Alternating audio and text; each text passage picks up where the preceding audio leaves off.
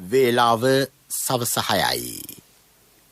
මේ ශ්‍රී ලංකා ගුවන් විදුලි සංස්ථාවයි. මෙන්න ප්‍රවෘත්ති. සංස්කරණය ඉනෝකා බ්‍රෝහිය, ප්‍රකාශය ගයන් කෞශල් ජයවීර. රට තුළ වගා කළ හැකි දේ වගා කර දේශීය ගොවියා ශක්තිමත් කරන බවට ජනාධිපතිතුමා සහතික වෙයි. ගොවි දීවර ඇතුළු ශේෂ්ඨවල නිරත ගැමි ජනතාවගේ ජීවන තත්ත්වය උසස් කිරීමට මෙවර අයවැයෙන් ප්‍රමුඛතාව දී ඇතැයි අග්‍රාමාත්‍යවරයා පවසයි. දෘශ්‍යාබාධිත පුද්ගලයන්ට අවශ්‍ය ග්‍රන්ථ සංයුක්ත තැටි මගින් පරිහරණය කිරීමේ අවස්ථාව. දේශපාලන හිතවත්කම් මත ශ්‍රී ලංකා විදේශී සේවයට නිලධාරීන් පත් නොකරන බවට විදේශ ඇමතිගෙන් ප්‍රකාශයක්. ඉන්දීය විදේශ කටයුතු අමාත්‍යවරයා සහ ලංකා කම්කරු කොංග්‍රසයේ මහලේකම්වරයා අතර සාකච්ඡාවක්. රුපියල් කෝටි 13.5කට අධික වටිනාකමකින් යුත් මත්පෙති තොගයක් රේගු බාරයට. ඉන්දියා අග්‍රාමාත්‍යවරයා සහ ජර්මනු චාන්සල්වරිය අතර වීඩියෝ සංවාදයක්. මෙරට වගා කළ හැකි දේ වගා කර පිටරට ගොවියාට යන මුදල් දේශීය ගොවියාගේ අතට එමට සලස්වන බව ජනාධිපති ගෝඨාභය රාජපක්ෂ මැතිතුමා පවසයි. කෘෂි කර්මාන්තය නගා සිටුවීම සඳහා ගොවි ජනතාවට අවශ්‍ය ජලය, පොහොර, තාක්ෂණය, දැනුම සැපීමට මෙන්ම ඉඩම් ගැටලු විසඳීමට රජය ප්‍රමුඛතාව දී තිබේ. 2021 අයවැයෙන් ඒ සඳහා විශාල මුදලක් වෙන් කර ඇත. විදේශ ණය සහ මෙරට ප්‍රතිපාදන යටතේ සැලසුම් කර ඇති ව්‍යාපෘති 800කට අධික සංඛ්‍යාවක වැඩ නිම වී ඇත. එම සියලු ව්‍යාපෘති කඩිනමින් අවසන් කර ජනතා අපේක්ෂා ඉටු කිරීමට කැපවිය යුතු බව ජනාධිපතිතුමා පවසයි. ගම සමග පිළිසඳරක් තුළින් වැඩ සමග යල්ලි ගමට ජාතික වැඩසටහන පිළිබඳව රාජ්‍ය නිලධාරීන් දැනුවත් කිරීම සඳහා අරලියගහ මන්දිරයේ අද පැවති විශේෂ වැඩසටහනේදී ජනාධිපතිතුමා මේ බව සඳහන් කළේය.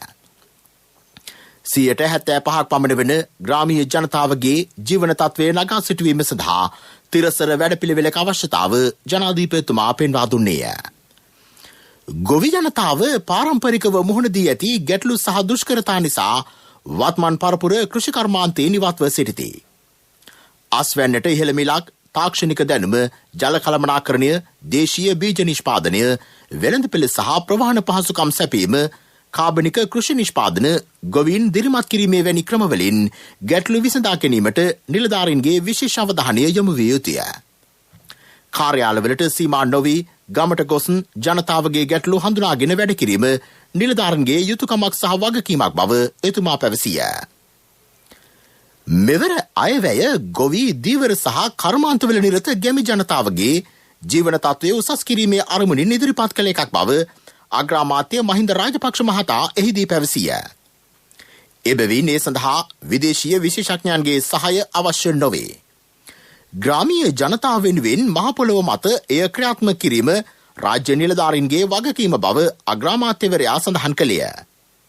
කොරෝනා වසංගතය සමග වෙනස් වූ ජීවන රටාව සාර්ථක කර ගැනීමට රාජ්‍ය සහ පෞද්ගලික දෙයන්ශය කළ කැපකිරීම අග්‍රාමාත්‍යවරයාගේ පැසසුමට ලක්විය. පාසල් අධ්‍යාපනයේ සිට සේවා අවශ්‍යතා ඉටු කර ගැනීම ඇතුළු ශේෂ්ඨ ගණනාවක තාක්ෂණ භාවිතයේ නව හුරුවක් කොරෝනා වසංගතය සමග ඇතිවිය. මෙරට නිලධාරීන් අලුත් දේවල් සමග වැඩ කිරීමේ හැකියාව ඉන් පෙන්නුම් කෙරින. මේ අනුව නූතන තාක්ෂණය ඉතා කඩිනමින් රාජ්‍ය ආයතන සමග අනුගත කිරීමේ අවශ්‍යතාව අග්‍රාමාත්‍යවරයා පෙන්වා දුන්නේය. වනාලි මෙන්ම වෙනත් සතුන්ගෙන් වගාවලට වන හානි අවම කිරීමට රජය පියවර රැසක් ගෙන ඇතැයි ආර්ථික පුනර්ජීවනය හා දරිද්‍රතාවය තුරන් කිරීමේ ජනාධිපති කාර්යසාධක බලකායේ ප්‍රධානී බැසිල් රාජපක්ෂ මහතා මහජන නියෝජිතයන් ඉදිරිපත් කළ ගැටලුවලට පිළිතුරු දෙමින් පැවසිය. එවැනි ගැටලු විසඳීමට ග්‍රාමීය මට්ටමින් යෝජනා රජයට ඉදිරිපත් කරන ලෙස ඒ මහතා ඉල්ලා සිටියේය. බුද්ධිමය දේපළ සංශෝධන පනත් කෙටුම්පත වරාය හා ගුවන්තොටුපළ සංශෝධන බදු පනත යටතේ නියෝග 4ක්, නිෂ්පාදන බදු විශේෂ බදු විධිවිධාන පනත යටතේ නියමයන් 2ක්, මුදල් පනත යටතේ නියමයක් සහ ක්‍රමෝපාය සංවර්ධන ව්‍යාපෘති පනත යටතේ නියමයන් 3ක් පාර්ලිමේන්තුවේදී අද සම්මත විය. එය ඉදිරිපත් කරමින් කතා කළ බන්දුල ගුණවර්ධන මහතා බුද්ධිමය දේපල පනත යටතේ ඇති ප්‍රකාශන අයිතියට හානියක් නොවන ලෙස දෘශ්‍යාබාධිත පුද්ගලයන්ට අවශ්‍ය ග්‍රන්ථ සංයුක්ත තැටියකට ගෙන ඒවා පරිහරණය කිරීමේ අවස්ථාව හිමිවන බව පැවසිය. මෙමගින් මෙරට සිටින දෘශ්‍යාබාධිත තැනැත්තන් මිලියන 1.2කට පමණ සිත සැලසේ. අපේ වගේ තුන්වෙනි ලෝක රටවල දියුණු රටවල වගේ නෙමේ වෙනත් අය විසින් උපුටා ගැනීම වෙනස් ව්‍යාජාකාරයට පළ කිරීම කරනවා. ඒ සඳහා අධිකරණවල නඩු විශාල ප්‍රමාණයක් පවතිනවා. ඒ නිසා ඇත්ත නිර්මාණකරුවන්ට ඇත්ත බුද්ධිමය දේපලක් හිමියයට ඔවුන්ගේ නිසි අයිතිය ලබා දෙන්නට දෘශ්‍යාබාධිත ලක්ෂ ගණන් ජනයාට ඔවුන්ට කිසිදු ගෙවීමක් නොකර ඒ ප්‍රතිලාභ බුද්ධි විඳින්නත් අවස්ථාව ලබා දෙන මේ සංශෝධනය සඳහා මේ ගරු සභාවේ අනුමැතිය ලබා දෙන ලෙස ඉල්ලා සිටිමින් අමාත්‍ය ප්‍රසන්න රණතුංග මහතා විවාදයට එක්වෙමින් ශ්‍රී ලංකාව ගුවන් කේන්ද්‍රස්ථානයක් ලෙස ගොඩනැංවීම සඳහා අග්‍රාමාත්‍යවරයා ආරම්භ කළ වැඩපිළිවෙල සෞභාග්‍ය දැක්ම තුළින් තවදුරටත් ඉදිරියට ගෙන යන බව කීවේය.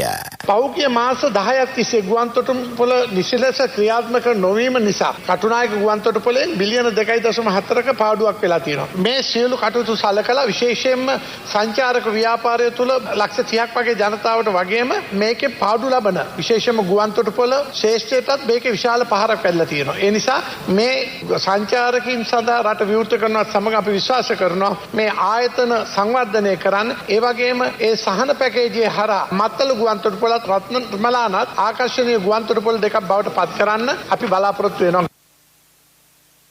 රාජ්‍ය මාත්‍ය අජිත් නිවාඩ් කබ්‍රාල් මහතා කතා කරමින් රටේ ආර්ථික වර්ධන වේගය නැවතත් ධනාත්මක තත්වයට පත්වී ඇතැයි කීවේය.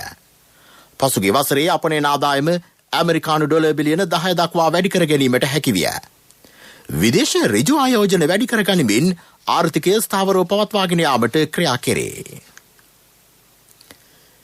දේශපාලන හිතවත්කම් මත ශ්‍රී ලංකා විදේශ සේවයට නිලධාරීන් පත් නොකරන බව විදේශ අමාත්‍ය දිනේෂ් ගුණවර්ධන මහතා පවසයි. පාර්ලිමේන්තු මන්ත්‍රී චමින්ද විජේසිරි මහතා වාචික පිළිතුරු අපේක්ෂාවෙන් යොමු කළ අතුරු ප්‍රශ්නයකට පිළිතුරු දෙමින් ඇමතිවරයා පාර්ලිමේන්තුවේදී අද මේ බව කීවේය. ශ්‍රී ලංකා විදේශ සේවයට නිලධාරීන් පත් කෙරුණේ විභාග ක්‍රමයකින් බවත් වර්තමානයේදී එම තත්වය වෙනස් වී ඇති බවටත් චමින්ද විජේසිරි මන්ත්‍රීවරයා චෝදනා කළේය. ඊට පිළිතුරු දුන් විදේශ අමාත්‍යවරයා පැවසුවේ විදේශ සේවයේ පත්වීම් ලබා දීමේ ක්‍රමවේදය විධිමත් බවයි. එම පත්වීම් කතානායකවරයාගේ ප්‍රධානත්වයෙන් පැවැත්වෙන පාර්ලිමේන්තු කමිටුවෙන්ද අනුමත වෙන බව ඇමතිවරයා පැවසිය. මේ ප්‍රවෘත්ති ශ්‍රී ලංකා ගුවන්විදුලි සංස්ථාවෙන්.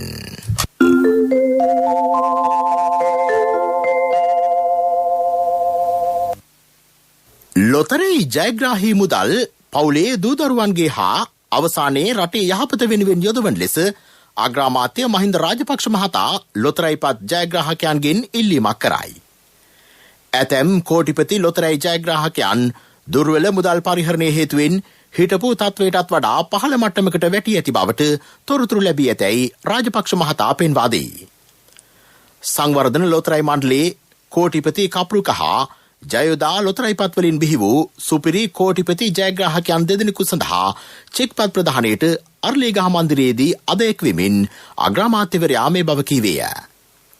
කෝටිපති කප්රුක සුපිරි ජයමාලට අයත් චෙක්පත අඹන්පොළ ප්‍රදේශයේ ජයග්‍රාහකයාට සහ ජයෝදා සුපිරි ජයමාලට හිමි චෙක්පත ගල්ගමුව ප්‍රදේශයේ ජයග්‍රාහකයාට ප්‍රදානය කිරීම අග්‍රාමාත්‍යවරයා අතින් සිදුවිය. දිවයිනට පැමිණ සිටින ඉන්දිය විදේශ කටයුතු අමාත්‍ය එස්.එන්. ජයශංකර් මහතා සහ ලංකා කම්කරු කොංග්‍රසයේ මහලේකම් රාජ්‍ය අමාත්‍ය ජීවන් තොණ්ඩමන් මහතා අතර සාකච්ඡාවක් කොළඹ ඉන්දිය මහකොමසාරිස් නිල නිවසේදී අද පැවැත්වින. වතුකරේ ජනතාවගේ යටිතල පහසුකම් නංවාලීම සම්බන්ධයෙන් තොණ්ඩමන් මහතා ඉන්දිය විදේශ ඇමතිවරයා සමග එහිදී දීර්ඝ වශයෙන් සාකච්ඡා කර තිබේ. ඉන්දිය රජයේ ආධාර යටතේ ක්‍රියාත්මක කිරීමට සැලසුම් කර ඇති යෝජනාවලියක්ද රාජ්‍ය ඇමතිවරයා ඉන්දිය විදේශ ඇමතිවරයා වෙත බාර දී ඇත. බෙල්ජියමේ සිට ගුවන් තැපැල් මගින් කෝරියර් සේවාව ඔස්සේ මධ්‍යම තැපැල් හුවමාරුවේ විදේශ භාණ්ඩාංශයට එවන ලද රුපියල් කෝටි 13.5කට අධික වටිනාකමකින් යොත් එක්ස්ටසී නොහොත් මෙතම්පිටමින් නැමැති මත්පෙති 1,80,000කට වැඩි සංඛ්‍යාවක් ශ්‍රී ලංකා රේගුව අත්අඩංගුවට ගෙන තිබේ. මෙය දකුණු ආසියාවේ සිදු කළ විශාලතම වැටලීම වෙයි. මෙරටට ගෙනවී තිබූ මෙම මද්‍රව්‍ය තොගේ නිදහස් වූයේ නම් පාසල් සිසුන්ගේ ආරක්ෂාවට තර්ජනයක් විය හැකි බව රේගුව අධ්‍යක්ෂ ජෙනරාල් විශ්‍රාමික මේජර් ජෙනරාල් විජිත රවිප්‍රිය මහතා පවසයි. මෙම පාර්සලේ එක්ස්ට්‍රසිව් මත්පෙති කිලෝ 9ක් සහ කාත් නැමැති දුම්කල කිලෝ 16ක් අඩංගු බව රේගු මාධ්‍ය ප්‍රකාශක අතිරේක රේගු අධ්‍යක්ෂ සුනිල් ජයරත්න මහතා සඳහන් කරයි. ශ්‍රී ලංකා ගුවන්විදුලි සංස්ථාව දිවයින පුරා වෙහෙර විහාරස්ථානවල රත්න සූත්‍රයේ සජ්ජායනය කිරීමේ වැඩසටහනේ 74 වැන්න ඉබාකමුව කිරිඳිගල්ල ශ්‍රී මේඝගිරි පුරාණ විහාරස්ථානයේදී අද පැවැත්වේ. ඒ සම්බන්ධයෙන් අදහස් දක්වන විහාරාධිකාරී පිරිවෙන් අධ්‍යක්ෂ පූජ්‍ය පෙද්දව සුමනරත්න ස්වාමින් වහන්සේ. ඒ භාග්‍යවත් අරහත් සම්මා සම්බුදුරජාණන් වහන්සේට මාගේ නමස්කාරය වේවා. දේශයේ පවතින වසංගත රෝග වලින් අත්මිදීම උදෙසා ශ්‍රී ලංකා ගුවන්විදුලි සංස්ථාව විසින් අඛණ්ඩව දිවයින පුරා පවත්වනු ලබන පිරිවානා පොත් වහන්සේගේ මහානුභාව සම්පන්න රතන සූත්‍ර දේශනය 74 වන වතාවට ඓතිහාසික කිරිඳිගල්ල මේඝගිරි විහාරස්ථ පුදබිමේදී පැවැත්වේ. ජාතික ගුවන්විදුලිය ඔස්සේ මේ සජීවීව සවස 6:30ට විකාශනය කෙරෙන බැවින් ඒට සවන් යොමු කරන මෙන් කාසනාලයෙන් යුතුව මතක් කර සිටිමි. හැම දිනාටම රෝග බිය දුරු වූ උතුම් තුරුණුගේ ආශිර්වාදය උදා වේවා. පසරු 6:30 සිට වෙළඳ හා සිටි FM සේවාව ඔස්සේ රත්න සූත්‍ර සජ්ජායනය සජීව ලෙස විසුරුවා හැරේ. ලංකා බැංකුව ඩාලි බට්ලර් සමාගම ඊට සංනිවේදන දායකත්වයේ සපයයි. මීළඟට ප්‍රමුඛ පුවත. ප්‍රමුඛතම පුවත ඔබ වෙත ගෙනෙන්නේ සිද්ධාලේප ලක්වියාව. යුද හමුදා කෘෂිකර්ම හා පශු සම්පත් බලකාය පිහිටුවීම බත්තරමුල්ල පැලවත යුද හමුදා මූලස්ථානයේදී අද සිදු කෙරිණ. යුද හමුදාපති ජෙනරාල් ශවෙන්ද්‍ර සිල්වා මහතා ප්‍රධාන ආරාධිතයා ලෙස එම අවස්ථාවට එක්විය. කෘෂිකර්මාන්තයෙන් රට ස්වයංපෝෂිත කිරීම සඳහා රජය ගෙන යන වැඩපිළිවෙලට දායකත්වය ලබා දීම මෙහි අරමුණයි. රට හදන සෞභාගයේ දැක්ම වැඩපිළිවෙලට යුද හමුදාවේ සක්‍රිය දායකත්වය ලබා දීම මෙහිදී සිදුවේ. හමුදාපතිවරයාගේ සංකල්පයක් වන තුරුමිතුරු නවරටක් ඔස්සේ වගා කළ හැකි භූමි ප්‍රමාණයෙන් උපරිම ප්‍රයෝජනගෙන කෘෂි ආර්ථිකයට දායකත්වයේදීම මෙමගින් අපේක්ෂා කෙරේ. මෙම බලකාය බලඇණි 5කින් සමන්විතය. බලඇණියක සංයුතිය නිලධාරීන් 28 දෙනෙක්ගෙන් සහ සෙසු නිලයන් 725 දෙනෙක්ගෙන් යුක්ත වේ. දැනට මෙම බලකාය කෘෂිකර්ම හා පශු සම්පත් අධ්‍යක්ෂ මේජර් ජෙනරාල් ඉන්ද්‍රජිත් කන්දනාරච්චි මහතාගේ අධීක්ෂණය යටතේ ක්‍රියාත්මකයි. මෙහිදී වැඩිදුරටත් අදහස් දැක්වූ යුද හමුදාපතිවරයා. රාජ්‍යංශ සතු වගා කටයුතු දැනට සිදු නොකරන ඉදම් නවීන තාක්ෂණ හා දැනුම උපයෝග කරගනිමින් කෘෂි හා සත්ව නිෂ්පාදන ක්ෂේත්‍රයේ ගුණාත්මක වර්ධනයක් ළඟා කිරීම සඳහා තුරුමිතුරු නව රටක් ව්‍යාපෘතිය යටතේ පසුගිය කාල සීමාවේදී යුද හමුදා විසින් විවිධ ව්‍යාපෘතුයි ක්‍රියාත්මක කරනු ලැබූ බව ඔබ සියලු දෙනාම දන්නා කරුණක්. මෙම ව්‍යාපෘතිය යටතේ රටේ ආහාර සුරක්ෂිතභාවය ඉහළ නංවමින් ආනයනික කෘෂි නිෂ්පාදන වෙනුවට දේශීය කෘෂි නිෂ්පාදනයන් එමගින් ස්වයංපෝෂිත ජාතියක් බිහි කිරීම සඳහා අප තැබූ පියවර මේ වන විට ඉතාමත්ම සාර්ථක ප්‍රතිඵල අත්කරගෙන ඇති බව සඳහන් කළ යුතුමයි. ප්‍රමුඛතම පුවත ඔබ වෙත ගෙන ආවේ සිද්ධාලේප ලක්වියාව. දේවිකා කැමතිද තප්පර 30න් කිරිත එකක් හදන්න? අනේ වචන කොච්චර හොඳ දෙයක්ද? තප්පර 30කින් ස්වාභාවික කිරිත එකක් පියෝඩේල් කිරිතේ. ශක්ති හඬ අවධානය පිණිසයි. ශ්‍රී ලංකා පොලිසියේ රාජ්‍ය බුද්ධි සේවයට ආධුනික පොලිස් කොස්තාපල්වරුන් ආධුනික පොලිස් කොස්තාපල්වරියන් බඳවා ගැනීමේ සම්මුඛ පරීක්ෂණයෙන් තෝරාගත් අයදුම්කරුවන්ට ලිඛිත පරීක්ෂණය ලබන 23 වෙනිදා දිවයිනේ මධ්‍යස්ථාන 6කදී පැවැත්වේ. කොළඹ 1 හමිඩල් හුසේනි මහාවිද්‍යාලය, කොටහෙන විවේකානන්ද මහාවිද්‍යාලය, මහනුවර පුෂ්පදාන බාලිකා විද්‍යාලය, අනුරාධපුර වලිසිංහ හරිශ්චන්ද්‍ර මහාවිද්‍යාලය, ගාල්ල විද්‍යාලෝක මහාවිද්‍යාලය සහ අම්පාර ඩී.එස්. සේනානායක මහාවිද්‍යාලය යන මධ්‍යස්ථානවලදී පෙරවරු 10 සිට මධ්‍යහන 12 දක්වා විභාගයේ පැවැත්වීමට නියමිතයි. මේ දක්වා ප්‍රවේශ පත්‍ර නොලැබුණු අය වෙතොත් 0112 334 601 හෝ 0112 430 362 යන දුරකථන අංකවලින් විමසන ලෙස පොලිස් මූලස්ථානය දැනුම් දෙයි. ආර්ය කිරි දඹදිව වන්දනා සඳහා ඔබේ දෙමාපියන් වෙනුවෙන් මේ නව වසරේදී රුපියල් 60 ලක්ෂයක මුදලක් වෙන් කර ඇති බව ඉතා සතුටින් දන්වා සිටිමු. කොරෝනා වසංගතය දුරු වූ වහාම ඇරඹෙන ආර්ය කිරි දඹදිව වන්දනාවේ ඊළඟ වාසනාව ඔබටයි. ඔබේ දෙමාපියන්ගේ නම් ඔබේ ලිපිනය සහ දුරකථන අංකය පැහැදිලිව ලියා ආර්ය කිරි පැකට්ටුවේ තිබෙන නිල් පැහැති ලාංඡනය සමග මේ ලිපිනයට එවන්න. ආර්ය කිරි දඹදිව වන්දනා තැපැල් පෙට්ටිය 71 ගල්කිස්ස. ලෝක ප්‍රවෘත්ති අනුග්‍රහය පළමු පියවර තබන දාසිට විශ්වාසයේ ප්‍රමුඛයා ඔබලඟ සෑමදී ඇති එකම තැන ටීටල්ස් ලෙසි විශ්වාසයේ ප්‍රමුඛයා. ඉන්දියා අග්‍රාමාත්‍ය නරේන්ද්‍ර මෝදි මහතා ජර්මානු චාන්සලර් ඇන්ජලා මර්කල් මහත්මිය සමග වීඩියෝ සංවාදයකට එක්වේ. එම දෙපළ දෙරට අතර අන්‍යෝන්‍ය වැදගත්කම පිළිබඳව සාකච්ඡා කළ බව විදේශ මාධ්‍ය වාර්තා කරයි. යුරෝපය හා ගෝලීය වේදිකාවේ ශක්තිමත් හා ස්ථාවර නායකත්වයක් වෙනුවෙන් මාකල් මහත්මියගේ කාර්යභාරය එහිදී ඉන්දියා අග්‍රාමාත්‍යවරයාගේ ඇගීමට ලක්විය. ඉන්දිය ජර්මානු උපාය මාර්ගික හවුල්කාරීත්වයේ වර්ධනයට අවශ්‍ය සහාය දීම පිළිබඳව මෝදි මහතා සිය ස්තුතිය පිරිනැමිය. COVID-19 වසංගතය ද්විපාර්ශ්වික සම්බන්ධතා කලාපීය හා ගෝලීය ගැටලු ඇතුළු කරුණු ගණනාවක් සම්බන්ධයෙන් මෙහිදී සාකච්ඡා කෙරෙන. ඇමරිකානු ජනාධිපති ධූරයට තේරීපත්ව සිටින ජෝ බයිඩන් මහතාගේ ජයග්‍රහණය එරට කොංග්‍රස් මණ්ඩලය සහතික කරයි. මෙම තහවුරු කිරීමෙන් පසු කෝපයට පත් ඩොනල්ඩ් ට්‍රම්ප් මහතාගේ ආධාරකරුවන් කොංග්‍රස් මණ්ඩල ගොඩනැගිල්ලට ප්‍රහාරයක් එල්ල කර තිබේ.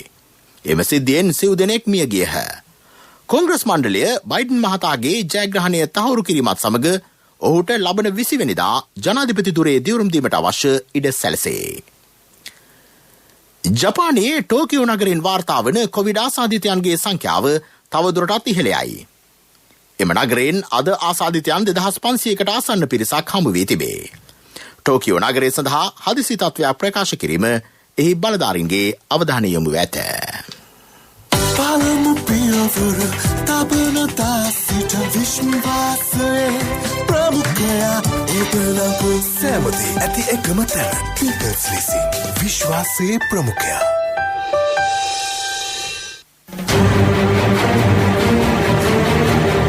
යථාර්ථයට පාටක් නොමැත.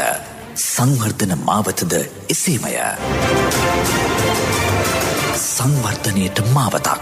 ඇසි දෙසි සංවර්ධන පෙරමග. මඩ සෝදාගත් කල ගොවියා රජකමට සුදුසුයි. ඒ කියමන ඔප්පු වෙන්නේ අප රට පෙරදිග ධාන්‍යාගාරය විදියට ඈත අතීතයේ ඉඳලම හඳුන්වන නිසා. ගර්ම කලාපීය රටක් වන ශ්‍රී ලංකාවේ කෘෂිකර්මාන්තයට හිමිවන්නේ ප්‍රමුඛ ස්ථානයක්. ඒ බව නැවත නැවතත් තහවුරු කරමින් සෞභාග්‍ය දැක්ම ප්‍රතිපත්ති ප්‍රකාශනයට අනුව කෘෂිකර්මාන්තය මුල් කරගත් සංවර්ධන ව්‍යාපෘති රැසක් මේ වන විට ක්‍රියාත්මකයි. එහි එක් අදියරක් ලෙස එළඹෙන මහකන්නේදී ගොවියන්ගෙන් වී මෙට්‍රික් ටොන් ලක්ෂ 3ක් මිලදී ගැනීම සිදුවනවා. නොමිලේ පොහොර ලබා දුන් ගොවියන්ගෙන් එම වී මිලදී ගැනීමට නියමිතයි. සහල් සහ වී මාෆියාව නතර කිරීමේ අරමුණින් මෙලෙස වී මිලදී ගැනීම සිදු කෙරෙනවා. මෙම ව්‍යාපෘතිය ක්‍රියාත්මක කරන්නේ ගොවි ජන සේවා මණ්ඩලය, වී අලවි මණ්ඩලය සහ සතස යන ආයතන එක්වයි. ගොවියන්ගේ ළඟටම ගොස් පාලන මිලක් යටතේ වී මිලදී ගැනීම සිදු කිරීමද විශේෂත්වයක්. නාඩු කිලෝවක් රුපියල් 50කටත් සම්බා කිලෝවක් රුපියල් 52කටත් මිලදී ගනු ලබනවා. මේ අතර තෙත වී මිලදී ගැනීමද සිදුවනවා.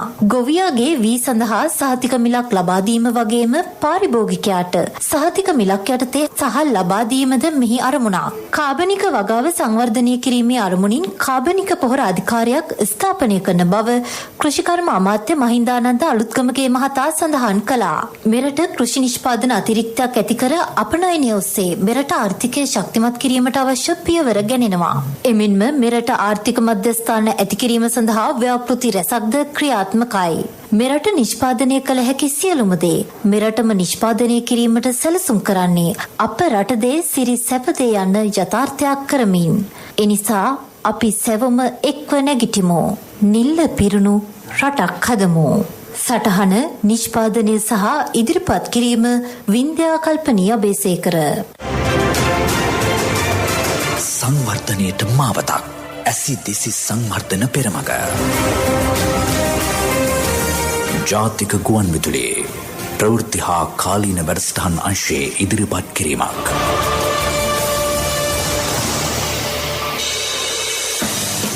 ක්‍රීඩා පුවත්.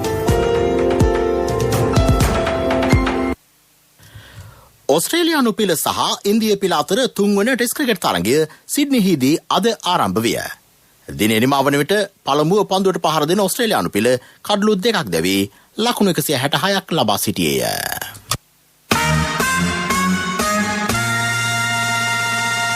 ව්‍යාපාරික පුවත්.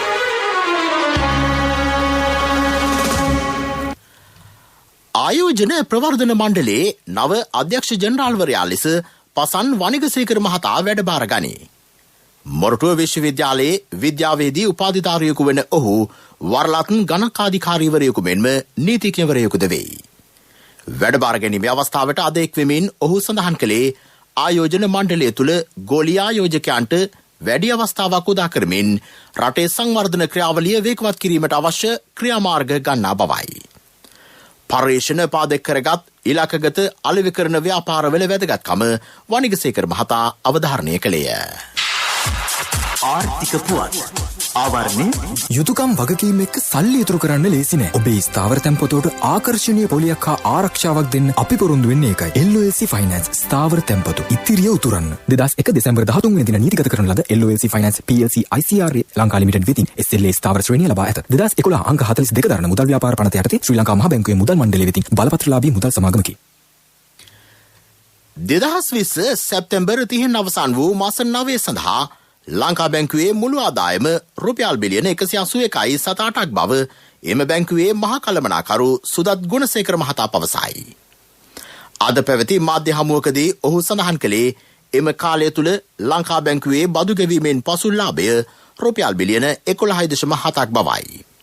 සෞභාග්‍ය COVID-19 ණය යෝජනා ක්‍රමය යටතේ හා දිව්‍ය උදාන ණය යෝජනා ක්‍රමය යටතේ කොවිඩ් හේතුවෙන් මුල්‍ය අපහසුතාවයට පත් වූ ව්‍යාපාරිකයන්ට ලංකා බැංකුව රුපියල් බිලියන 128ක ණය පහසුකම් ලබා දී ඇතැයි හෙතෙම පැවසිය. මගේ මහත්තයා දාපු මේ රත්තරන් මුද්ද තමයි මගේ ජීවිතේ. LOLC එකට ඔයාලගේ රත්තරන් පණ වගේ. ඔයාලගේ රන් බහඬ අපි ළඟ තියනකල් ඔයාලට ජීවිත රක්ෂණයකුත් දෙන්නේ අපි විතරයි. වෙලාවට ගෙවා ගන්න බැරි වුණොත් ඔයාලගේ රත්තරන් කොහොම හරි ඔයාලටම දෙන එකයි අපේ ප්‍රතිපත්තිය. ගෙවා ගන්න අමාරුනොත් අපි කතා කරලා විසඳුමකුත් දෙනවා. මුද්දට මං හිතපු නැති ගාණක් හම්බුණා. ආපු ගමන් වැඩෙත් උනා. වටිනා තෑග්ගකුත් හම්බුණා. LOLC එක කරන ගනුදෙනුවක් රත්තරන් වටින ගනුදෙනුවක් කියන්නේ ඒකනේ. LOLC Finance රන්සවි රන්නය සේවාව. රත්තරන්